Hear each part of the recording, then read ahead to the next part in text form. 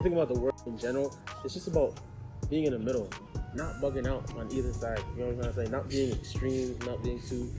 You feel me? We're looking only to our physical, when Islam is like, sis, check your soul, bro, check your soul. For them, I know is a big challenge. The women struggle with it, and the only way we can is to support them, to encourage them to continue to do it, because they are not doing it for human beings, they are doing it for the sake of Allah. And modesty is also a part of that, cleansing your soul.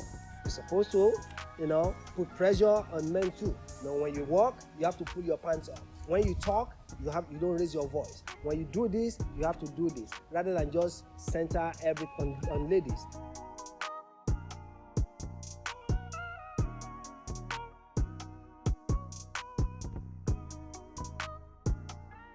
Modesty should be about self-consciousness of what you reveal to the public and what is reserved. Being conscious about what you're doing, and in terms of like whether and modesty applies to both behavior and like actions as well as clothing. So modesty could just be like covering up a little bit, or like instead of going for like see-through clothes, maybe just something a little bit solid. So I think modesty has to be subjective to an extent, meaning that each person has to define it for him or herself.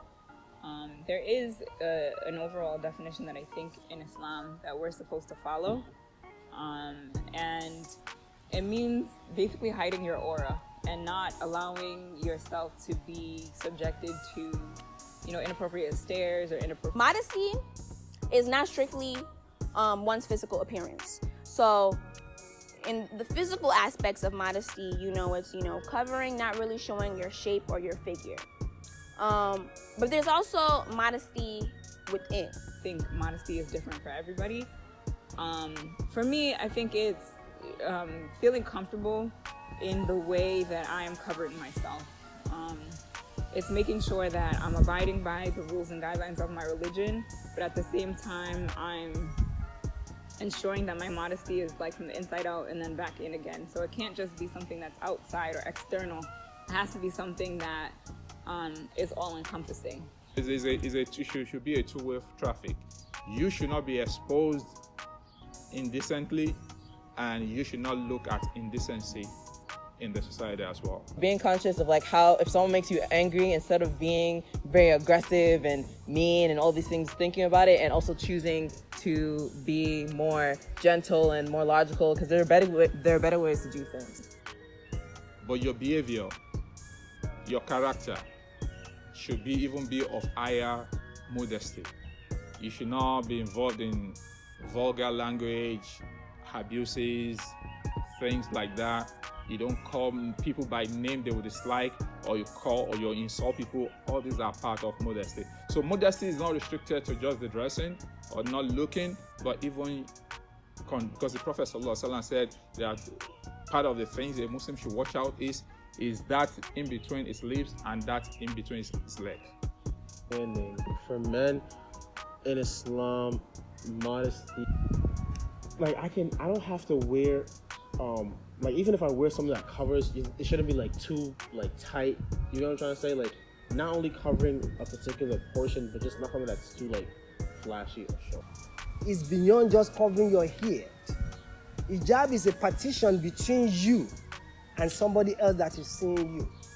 That is if you bring it in terms of clothes. As I'm dressing now, you can call it that I have my hijab on without having a veil on my head. The general meaning that we give to a hijab these days is a woman with a veil covering her head to her shin and all her chest. But that's beyond that. Your moral, as long as you can present your word in a moral way, in a beautiful way, in a moral way, in a decent way, that's hijab. They say in Islam you should lower your gaze. And I don't think that it means just lower your gaze. I think it means think about the way you're approaching people. Think about the way you talk to people. Think about what you're like taking in. Think about what you're allowing yourself to see and how it's, and to remain modest by staying away from anything that's going to corrupt your heart, your spirit, or your thoughts. So I think that goes to both men and women.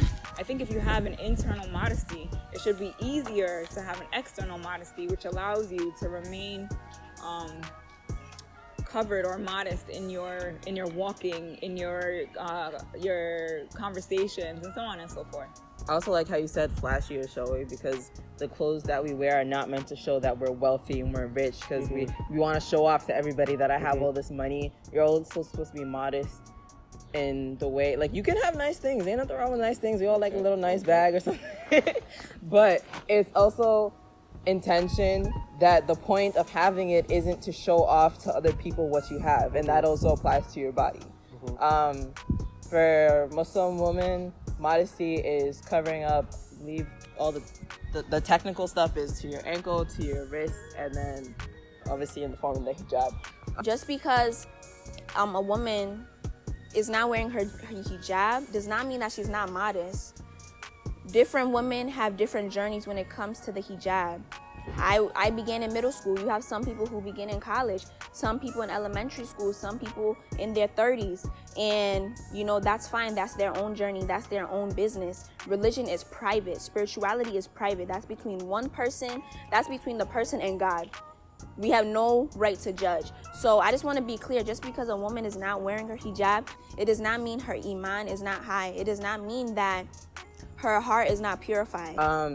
Some Muslim women choose to still dress modestly without wearing the hijab, and then there's also this huge misconception about the hijab in general, which when applied to modesty, basically, when I explain to somebody, I say hijab literally translates to modesty in all forms of the word. So when you think hijab, you think headscarf on a Muslim woman. Modesty, hijab is also applied to men. Like, literally, the term hijab is applied to men and women. And it's not necessarily in the form of a headscarf on my head, because if I'm wearing like topless, bodycon, or whatever it might be, and I have the headscarf on, do I really have hijab? And that's a question.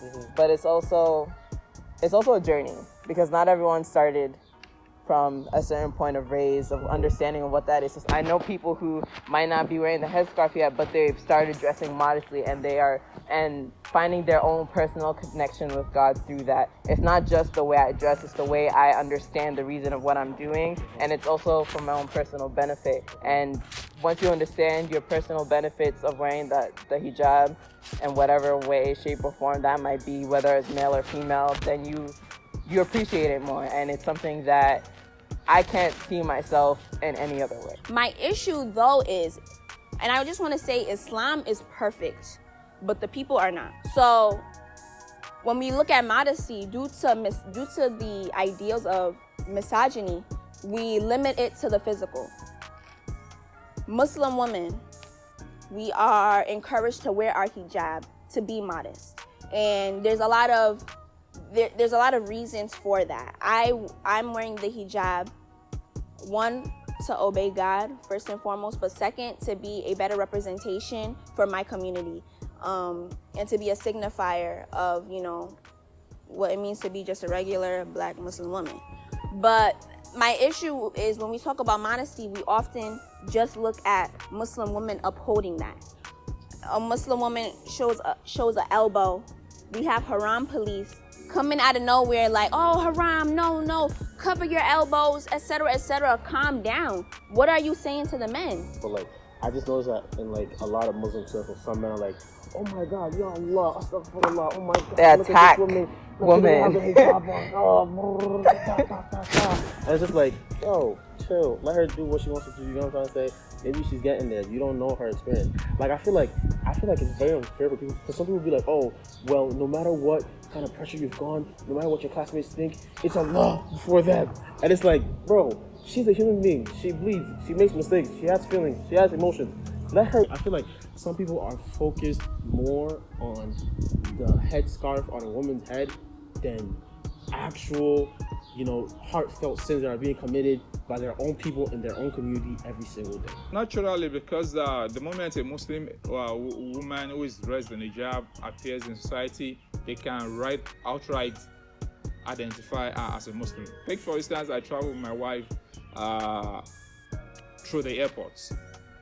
She will be stopped, she will be searched, but for me, they will not search me, because there's nothing that really tells is a Muslim except if I dressed in a traditional Arab style that suggests it's a Muslim.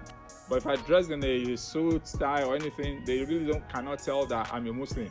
And this day, the beard doesn't really count because everybody has beards. So anyway, so also for the women, it becomes so sensitive. Just like especially like in terms of like covering and stuff. Like I remember, like as a kid, I was like struggling with this too, because like I learned that like women were supposed to cover from like head to ankle, whereas like men covered, like in my culture at least, like we were told that men covered from belly button to below their knees. And like I just never, even like that in itself, like I guess like some men don't always do that. Like some people might pray in shorts or something like that. Like that's like something that like we're preaching that we should do. We're preaching that like our religion tells us to do certain things, and then like we disregard it. And then like obviously, if looking at it from a woman's perspective, it's always picked out. So it's like if we're gonna judge, make sure like we're also doing what we said we're gonna do. The point of like a lot of Muslim men attacking Muslim women, like literally verbally, and I wouldn't say physically, but like at the verge of physically attacking women because they're not in their ideal version of hijab. Like you said, it was a journey, but also in doing that, you may be pushing someone further away from Islam. And in doing that, you may be lessening your iman more than the person who is going through the process because they have more important intentions. And there's like this story of like people going to this big conference, this Muslim conference, and this man sees a woman and sees her without her hijab and dressed in a certain way, and he wanted to like go and approach her and go talk to her and scold her and attack her. And then he didn't get the chance because the speech or whatever started happening. And during the speech, they called up this sister up to the stage, and turns out she was just about to take her shahada. And if he had done that, he would have driven her away from Islam because of that attacking force. Why drive someone away from Islam when the whole point is to embrace them? And there's nothing wrong with educating someone, but you have to be conscious about the way you're doing it. You have to be aware of no one is perfect at the end of the day. And it's better to bring someone in and push them away. And at the end of the day, that should be the goal. Men, you have a lot of work to do when it comes to modesty and upholding what that means and how that relates to you. Again, Muslim men have a lot of leeway when it comes to topics such as this, due to, you know, all of these different isms and all of these structures. Young boys are given more leeway in terms of this modesty. Like I said, it's what the society dictates to us. And unfortunately, because we believe that women are more vulnerable, girls are more vulnerable, so we kind of been so strict when we are bringing them up. So, well, don't go here, don't do this, don't do this, don't do this, you are doing. But don't forget, we tend to forget that if we train these girls in a moral way, they excel in everything, and we feel our responsibility in doing the same to these boys.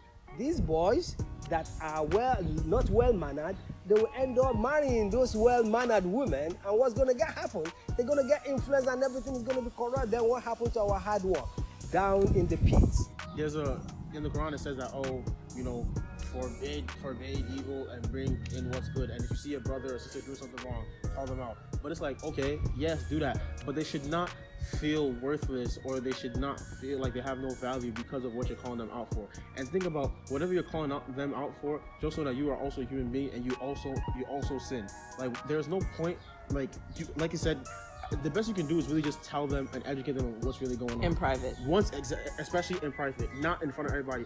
Once you start putting your opinions in it, like, oh, I don't feel like, or you know how people will, like, it's stop. You know what I'm trying to say? You can only say, this is what the scripture says. Take it as you will. You know, if you need help, I got you. That type of situation. And in our community, that happens a lot. The last thing that you just said, how will other people perceive you? You're not worried about the person's actual relationship with whatever it is that they're doing. Yeah. They're like, oh, you're gonna be a disgrace, or people are gonna start whispering about you. That's not what you're worried about. Like, I feel like a lot of times this happens with, like, I guess African parents, that they're more worried about maybe not they're not, but the way it comes out is that you're not really worried about, or you're not focusing more on what the child is going through and how they personally are dealing with whatever. Oftentimes we're instilled with fear in terms of God. Oh, if you don't do this, you'll go to hellfire. Or of fear of, like, being ostracized from your community, rather than actually what should be focused on, which is how you personally can better yourself and how you can spread that to other people. It's wrong to tell someone that they're going to hellfire. That's not what you do. Like, as a human, first of all, you don't know what decision God is going to make on that person's life. So for you to just look at someone and be like, yo, what you're doing, you're going to hellfire. Like, what about you? Like, nobody is free of sin. And like, people obviously ask for forgiveness. Like, things don't always go the way they're supposed to go. Like, the way God perceives and does whatever he does, it's the way he does it. The second thing is that I always tell my mom this, like, I feel like the best way to like encourage Muslim people, whether they're like converts or just children or anybody in general, is through positive reinforcement. Instead of saying blah blah blah, they're going to hell. What about this, that, and the fourth? You know the beauty of Islam, you understand the beauty of prayer, you make dua, you do this and that and the fourth. How about instead of threatening with hellfire, you promise with, Jannah? Modesty comes in different forms, whether it's your character, whether it is the physical, whether it's your heart, your mind, your soul, your spirit. And that goes for everybody across board, not just women. And we need to have more conversations of that in our community, of what that looks like.